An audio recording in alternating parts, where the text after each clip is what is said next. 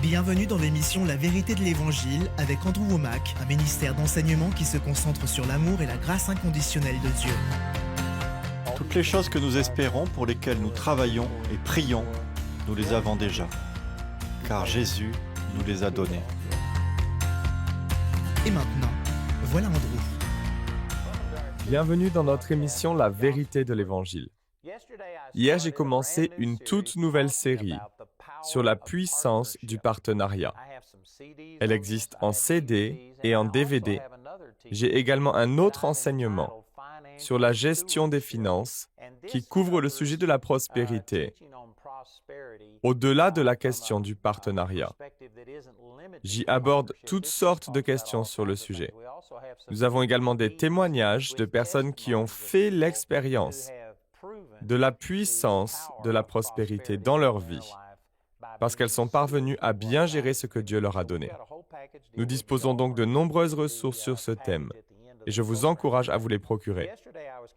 Hier, j'ai introduit le sujet en parlant beaucoup de la résistance qu'il y a à tout enseignement sur l'argent, surtout lorsque cela vient de pasteurs ou de serviteurs de Dieu. Les gens entendront volontiers quelqu'un parler de la façon dont ils gagnent de l'argent en bourse. Ils sont remplis d'enthousiasme à ce sujet. Ils écouteront quelqu'un parler de la façon dont ils ont gagné de l'argent en achetant des maisons, en les restaurant et en les revendant. Et tant que cela est séparé de toute notion spirituelle, ils cherchent à trouver des moyens de prospérer. Mais lorsqu'un homme ou une femme de Dieu se met à parler d'argent, je vous garantis qu'il y a une résistance. Et je comprends que celle-ci est en partie justifiée. La raison en est que beaucoup de prédicateurs abordent la question des finances avec pour objectif malheureux de culpabiliser les gens, de les manipuler et de les inciter à donner. Je comprends donc cette réaction qui est certainement en partie justifiée. Mais prenez garde cependant de ne pas adopter l'attitude de Judas, que l'on a vu s'indigner lorsqu'une personne a osé prendre un onguent ou un parfum coûteux pour le verser sur les pieds de Jésus au lieu de le vendre et de le donner aux pauvres. Si vous avez cet esprit de Judas en vous, je vous garantis que ce n'est pas une bonne chose. Il y a aussi une manière de parler de prospérité tout en restant dans la vérité. Et ce dont je veux parler spécifiquement, c'est de la manière dont le partenariat vous profite. Si vous jetez le bébé avec l'eau du bain, parce que certaines personnes ont manipulé et détourné les Écritures pour des raisons égoïstes, et si à cause de cela, vous refusez d'entendre, d'être enseigné, vous allez passer à côté d'une bénédiction. Je me souviens que lors d'une conférence ministérielle à Hong Kong, dont je ne peux pas mentionner le nom précis, je m'apprêtais à enseigner sur la question des finances, de la prospérité et de l'attitude à adopter face à la prospérité. Mais comme il s'agissait d'une conférence de pasteurs, j'ai senti que le Seigneur voulait spécifiquement que j'enseigne contre les craintes, contre les peurs qu'ont les pasteurs et les serviteurs de Dieu de recevoir des offrandes ou de parler d'argent. Mais pour être tout à fait honnête avec vous, je craignais de traiter ce sujet. Parce que voyez-vous, j'ai beaucoup voyagé et je sais qu'ici aux États-Unis, si en tant que pasteur vous évoquez la question de l'argent, je peux vous garantir qu'il y a une réaction immédiate. Certaines personnes se lèvent et partent, il y a un rejet de façon générale. Mais en dehors des États-Unis, c'est 100 fois pire. Et c'est en partie dû au fait que les pasteurs américains sont allés partout dans le monde pour collecter des fonds et ont acquis une très mauvaise réputation à l'international. La situation est mauvaise aux États-Unis, mais elle est encore pire en dehors des États-Unis. Je savais donc qu'il y aurait des réactions négatives. Je savais que ça n'allait pas être bien accueilli si j'abordais ce sujet. Alors je ne l'ai pas fait. J'ai enseigné sur un autre sujet. J'ai vraiment désobéi à Dieu. Ce n'était pas intentionnel, mais j'ai juste pensé, mon Dieu, ça ne va pas bien passer.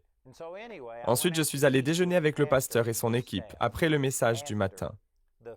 Pendant le repas, le pasteur a commencé à dire, « Nous avons des difficultés financières.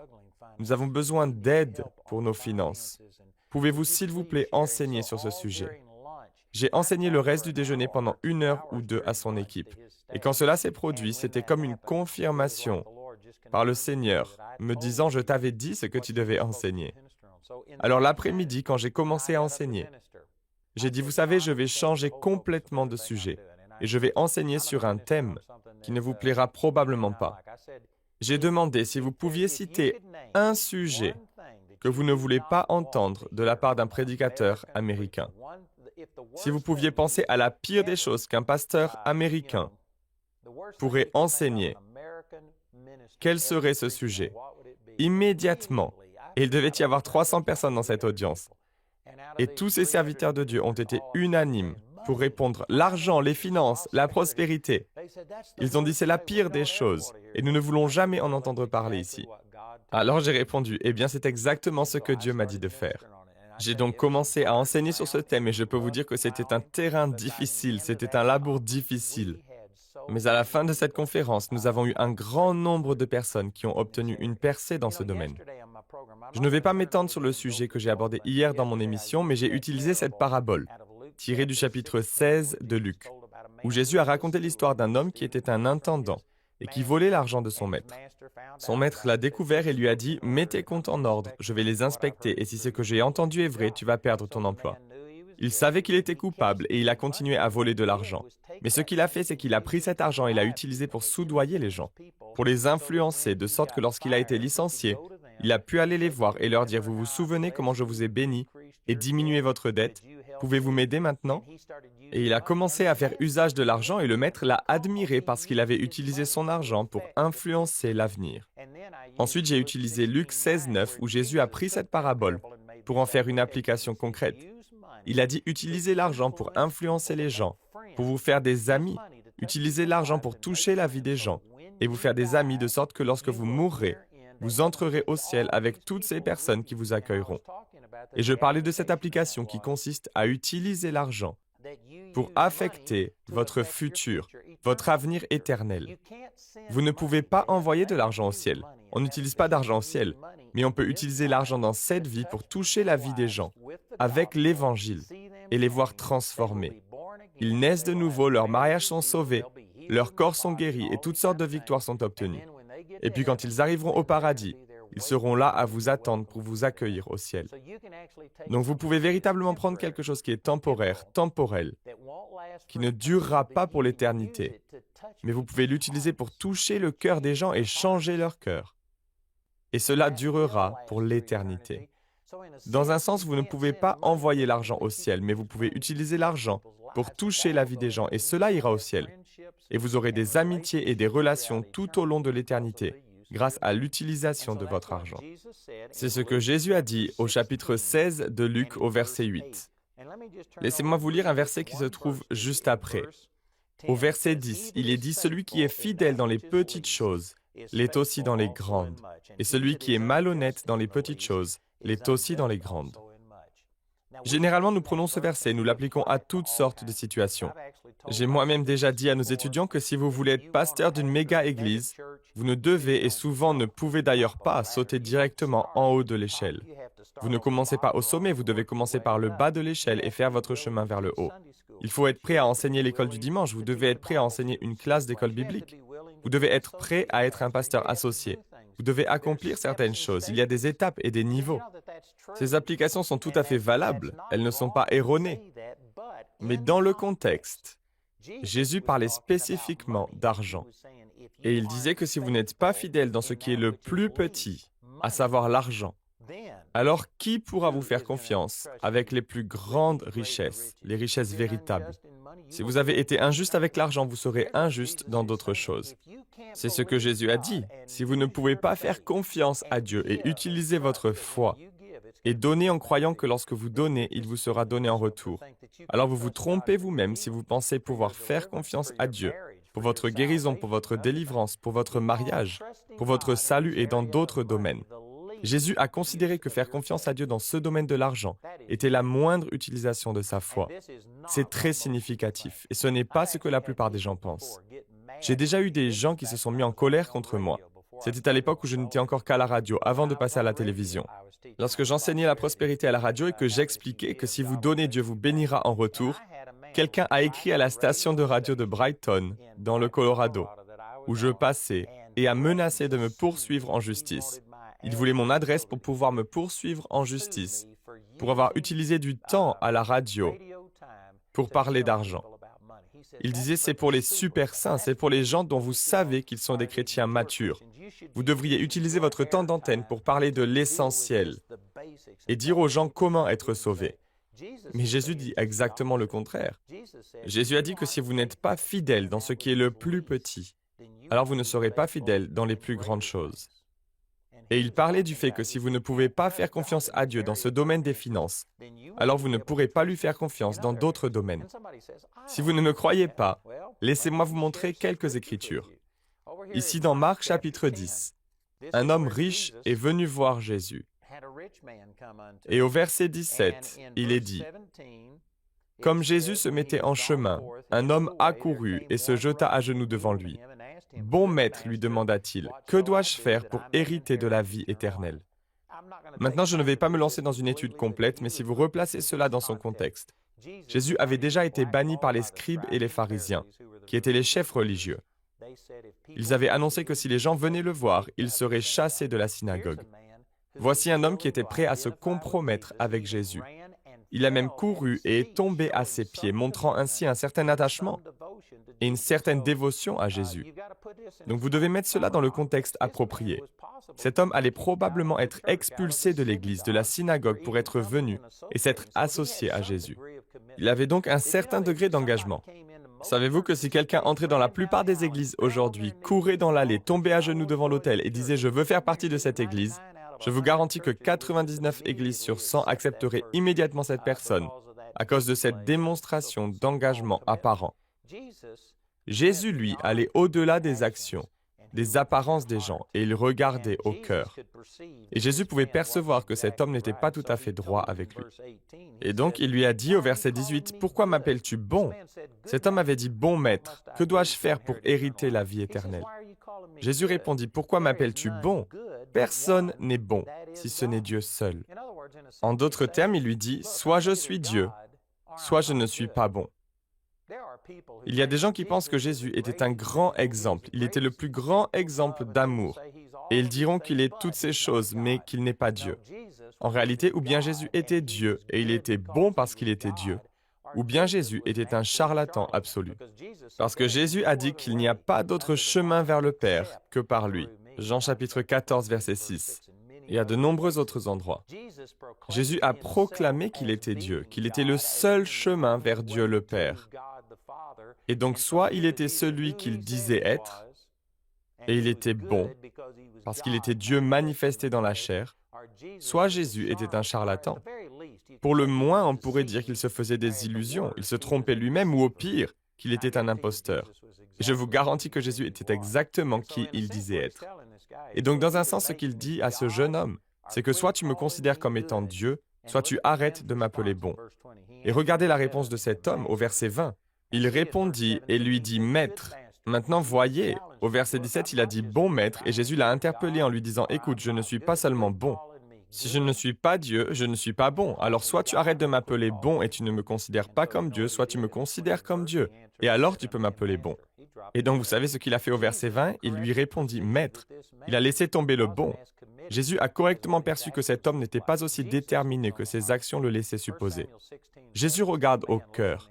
1 Samuel 16, 7 dit « Car l'homme regarde à l'apparence extérieure et l'Éternel regarde au cœur. » Jésus savait que quelque chose retenait cet homme. Et donc comment l'a-t-il fait paraître? Comment a-t-il montré à l'homme que son engagement pouvait être large d'1 kilomètre mais profond d'1 centimètre? Qu'il n'était pas authentique? Qu'il n'était que superficiel? Comment l'a-t-il prouvé? Nous allons le voir, mais d'abord regardez ceci. Il est dit au verset 21, « L'ayant regardé, Jésus l'aima. » Il est important que vous compreniez qu'il n'a pas dit cela parce qu'il détestait cet homme.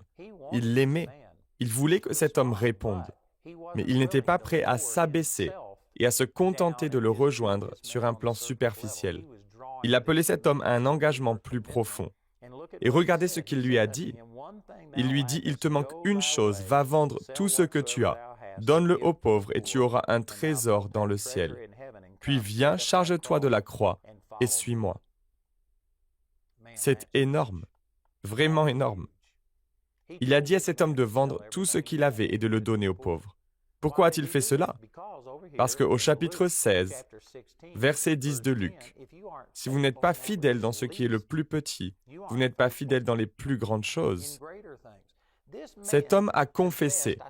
J'ai sauté ce verset en essayant de me dépêcher, mais au verset 19, Jésus dit à l'homme, « Tu connais les commandements, tu ne commettras pas d'adultère, tu ne commettras pas de meurtre, tu ne commettras pas de vol, tu ne porteras pas de faux témoignages, tu ne feras de tort à personne, honore ton père et ta mère. » Il lui a cité quelques-uns des 10 commandements. Et au verset 20, cet homme lui répondit, « Maître, j'ai respecté tous ces commandements dès ma jeunesse. » Ce n'était pas vrai. La Bible dit, « Tous ont péché et sont privés de la gloire de Dieu. » Cet homme dit, « Je n'ai pas péché. J'ai fait toutes ces choses. » Je vous garantis qu'il se faisait des illusions, il se trompait lui-même. Comment pouvez-vous sortir une personne de l'illusion quand elle pense, « Oh, je fais confiance à Dieu. Je crois en Dieu, je fais confiance à Dieu, je vais bien dans tous ces domaines. » Vous savez comment vous pouvez le faire? Regardez ce qu'ils donnent et dites-leur de donner tout ce qu'ils ont. C'est ce que Jésus a fait. Vous savez ce qu'il faisait? Il montrait à cet homme qu'il avait brisé le premier et le dernier des 10 commandements, et probablement tous les autres entre les deux. Le premier commandement est « Tu n'auras pas d'autre Dieu devant moi ». L'argent de cet homme était son Dieu. Il faisait confiance à ce que cet argent pouvait faire pour lui, plus qu'à ce que Dieu pouvait faire pour lui. Le dernier des 10 commandements est « Ne convoite rien de ce qu'a ton prochain, ni sa femme, ni ses vêtements, ni ses biens. Tu ne convoiteras rien. » Cet homme convoitait. La Bible dit dans Colossiens, chapitre 3, que la convoitise est de l'idolâtrie. Cet homme avait enfreint tous les commandements, mais il se faisait des illusions, il se trompait lui-même en faisant confiance en sa propre bonté, sans se rendre compte qu'il avait fait de l'argent son Dieu. Il convoitait ce que l'argent pouvait faire pour lui. Et donc Jésus a utilisé l'argent, son attitude envers l'argent, pour lui révéler son cœur. Et pourtant, certains qui regardent cette émission se sentent offensés par le fait qu'un serviteur de Dieu parle d'argent. Là encore, s'il s'agissait d'une personne laïque, d'un millionnaire, d'un magnat de l'immobilier, vous n'auriez pas de problème à ce qu'il parle d'argent. Mais dans le cas des pasteurs, vous êtes immédiatement offensés et vous avez une attitude négative vis-à-vis de l'argent. Une partie de cette attitude est justifiée parce que certains pasteurs ont manipulé les gens. Me concernant, je vous dis la vérité pour votre bien. Je vous montre comment le don, la prospérité et le partenariat vous sont bénéfiques. Et si vous n'avez pas été fidèle dans ce domaine, je crois que vous vous trompez vous-même en pensant être fidèle dans tous ces autres domaines. Si l'on revient une fois de plus au chapitre 16 de Luc, à ce que Jésus enseigne sur cette parabole, il dit que si vous n'êtes pas fidèle dans ce qui est le plus petit, vous ne serez pas fidèle dans ce qui est le plus grand. Si vous n'avez pas fait ce qui est le plus petit, vous ne pouvez pas faire ce qui est le plus grand. Vous savez, si je ne peux pas sauter 1,50 m, vous pourriez parier sur le fait que si je ne peux pas sauter 1,50 m, je ne peux pas sauter 3 mètres. Si je ne peux pas faire ce qui est le plus petit, je ne peux pas faire ce qui est le plus grand. Et Jésus a dit que lui faire confiance dans ce domaine des finances est le moindre usage de votre foi. Et pourtant, il y a des gens qui disent « Oh, je ne peux pas donner. J'ai besoin de tout cet argent. » Mais par contre, je fais confiance à Dieu pour la guérison d'un cancer. Je fais confiance à Dieu pour guérir mon mariage. Je fais confiance à Dieu pour me trouver un nouveau travail. Je fais confiance à Dieu, etc., etc. Et vous dites que vous faites confiance à Dieu dans tous ces autres domaines, mais que vous ne pouvez pas lui faire confiance dans ce qui est le plus petit. Vous dites en fait que vous ne pouvez pas sauter 2 mètres, mais que vous pouvez par contre sauter 3 mètres. Et je dis cela avec amour, mais je vous assure que beaucoup d'entre vous se trompent eux-mêmes. C'est la raison pour laquelle votre foi ne fonctionne pas pour la guérison et pour votre mariage. Et pour toutes ces autres raisons pour lesquelles vous priez, parce que vous essayez de croire pour des choses qui sont beaucoup plus importantes que l'argent. Et vous n'avez pas exercé votre foi au niveau le plus bas, qui est l'argent. Vous essayez de sauter du sol jusqu'au sommet de l'échelle, au lieu de commencer au premier échelon. Vous pensez « Oh, je peux atteindre le sommet de cette échelle sans problème. » Mais vous ne pouvez même pas atteindre le premier échelon. Vous ne pouvez pas faire confiance à Dieu pour ce qui est le plus petit. Ne me critiquez pas parce que je prêche la vérité. Je sais qu'il y a plein de gens dans le monde dont l'attitude envers l'argent est ébranlée par ce que je dis, parce que c'est contraire à ce qu'ils pensaient. C'est évident. J'ai beaucoup enseigné et j'ai vu des milliers, peut-être des dizaines de milliers, peut-être des centaines de milliers de personnes qui ont reçu une révélation sur ce sujet et sur la confiance qu'ils plaçaient en leur argent et qui ont choisi de faire confiance à Dieu et de le mettre en premier avant leur argent. Et lorsqu'ils le font, cela déclenche un flux surnaturel dans leur vie. Et pas seulement un flux d'argent. Oui, vous donnez et on vous donnera une bonne mesure tassée, secouée et qui déborde. Luc 6, 38. Mais pas seulement sur le plan des finances, cela amorce un flux spirituel de bénédiction de Dieu en vous, lorsque vous commencez à lui faire confiance dans ce domaine de l'argent. Cela produit un effet. J'ai vu des gens qui avançaient en maturité dans cette direction. Je connais des milliers de personnes car j'ai voyagé et exercé mon ministère pendant plus de 51 ans. Et j'ai rencontré des milliers de personnes. Et je ne peux pas nommer une seule personne que je considère comme un chrétien mature et stable, qui ne fasse pas confiance à Dieu dans ce domaine des finances. En revanche, je pourrais citer des milliers de personnes qui aiment Dieu et qui ont été touchées par Dieu dans leur vie. Elles sont enthousiastes, mais elles n'ont pas encore atteint ce niveau où elles commencent à lui faire confiance et elles sont instables. Elles peuvent aimer Dieu, mais quand je reviendrai 1 an plus tard dans cette église, je ne peux pas vous garantir qu'elles seront toujours là et qu'elles aimeront toujours Dieu. Parce que si quelqu'un est tombé malade ou a eu un problème, elles peuvent être contrariées, elles peuvent abandonner. Parce que chacune de ces personnes n'a pas atteint le niveau de maturité nécessaire pour faire confiance à Dieu. Il y a un facteur qui est lié à la confiance en Dieu dans le domaine des finances qui vous propulse à un niveau de maturité. Je ne dis pas que c'est la seule chose qui compte, mais c'est nécessaire, c'est une étape indispensable. Ou comme Jésus l'a dit, c'est le plus petit niveau de confiance en Dieu. Et si vous ne pouvez pas lui faire confiance pour vos finances, vous ne pouvez pas lui faire confiance pour de plus grandes choses. Vous devez commencer à faire confiance à Dieu dans ce domaine. Pendant les 2 premiers jours de cette semaine, je me suis contenté d'introduire le sujet. Et maintenant, je vais commencer à parler spécifiquement des avantages du partenariat vous concernant. Il y a une différence entre aujourd'hui et l'Ancien Testament. Ils avaient l'habitude de disperser les semences. Ils prenaient de la semence dans un sac et la lançaient autour d'eux. Elle tombait sur le sol, mais aussi sur les pierres et là où il y avait des ronces. Et c'est ce dont il est question dans la parabole de Marc, chapitre 4. Depuis, nous avons progressé et nous avons appris que si vous creusez un sillon, si vous espacez vos semences et les plantez de manière ciblée, vous obtiendrez une bien meilleure récolte. Un bien plus grand nombre de ces graines vont germer et produire une récolte que si vous les éparpillez.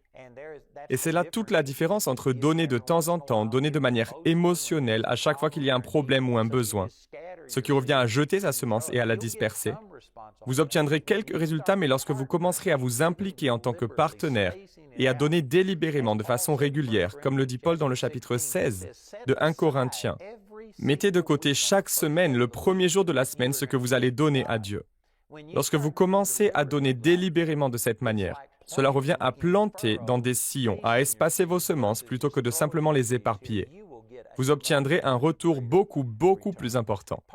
Le partenariat est bien sûr bénéfique à l'Église ou au ministère auquel vous donnez, mais il est aussi bénéfique vous concernant, pour vous. Le programme d'aujourd'hui fait partie de la série « La puissance du partenariat ». Nous espérons que ce message vous a béni. Notre ligne téléphonique est ouverte aux heures indiquées à l'écran. Appelez-nous si vous avez des questions sur ce programme, si vous avez besoin de prière ou si vous désirez commander l'un de nos enseignements. Vous pouvez nous contacter au numéro qui s'affiche à l'écran. Ce programme a été rendu possible grâce au soutien financier de nos partenaires. Si vous souhaitez devenir partenaire, vous pouvez le faire en appelant ces numéros. Si vous souhaitez vous procurer nos ressources, vous pouvez le faire en vous rendant sur notre site awmi.fr. Nous envoyons nos colis dans toute la francophonie. Vous pouvez aussi opter pour les fichiers audio MP3 et vidéo MP4 sur clé USB. Les 10 émissions de cette série sont disponibles en DVD pour 22 €. Vous pouvez également vous les procurer en CD pour la somme de 15 €. Si vous commandez les 2 albums, CD et DVD de manière simultanée, le prix de l'ensemble baisse à 30 €. Pour tous nos téléspectateurs qui se trouvent en dehors de l'Europe, tous les produits que nous vous présentons sont disponibles grâce à nos bureaux dans votre région.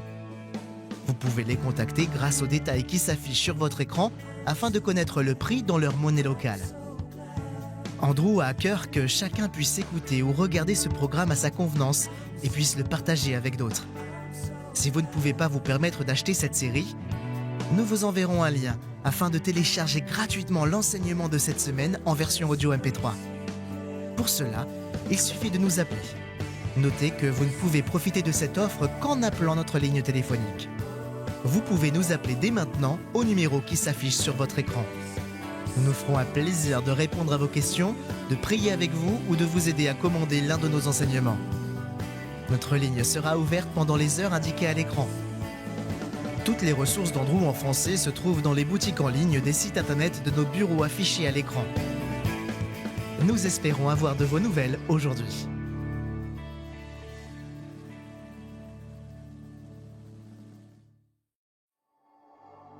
Vous avez été créé dans un but précis, qui a été inscrit dans le cœur de Dieu, bien avant votre naissance.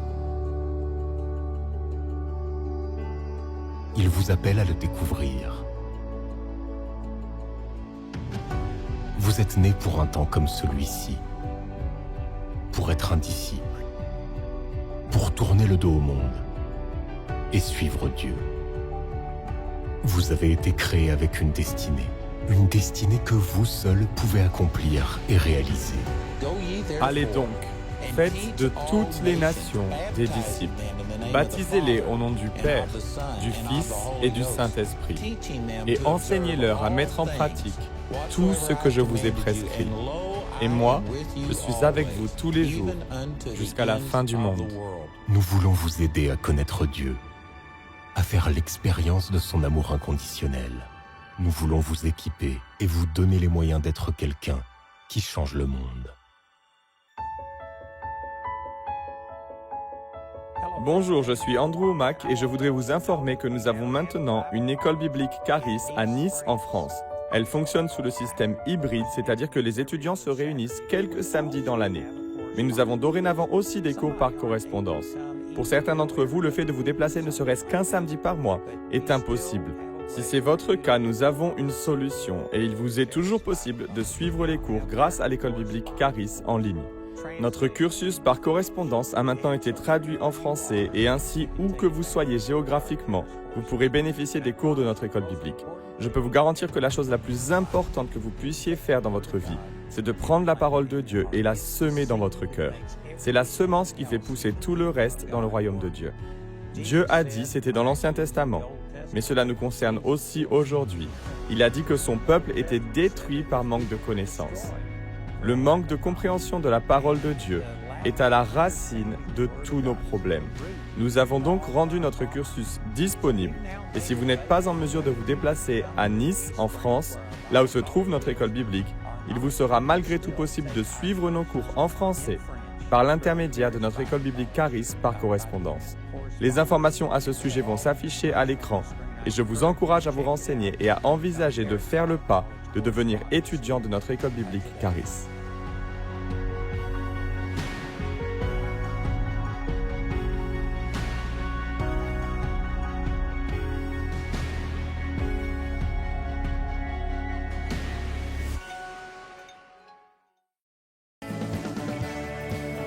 Retrouvez-nous la prochaine fois pour plus de la parole de Dieu dans la vérité de l'Évangile.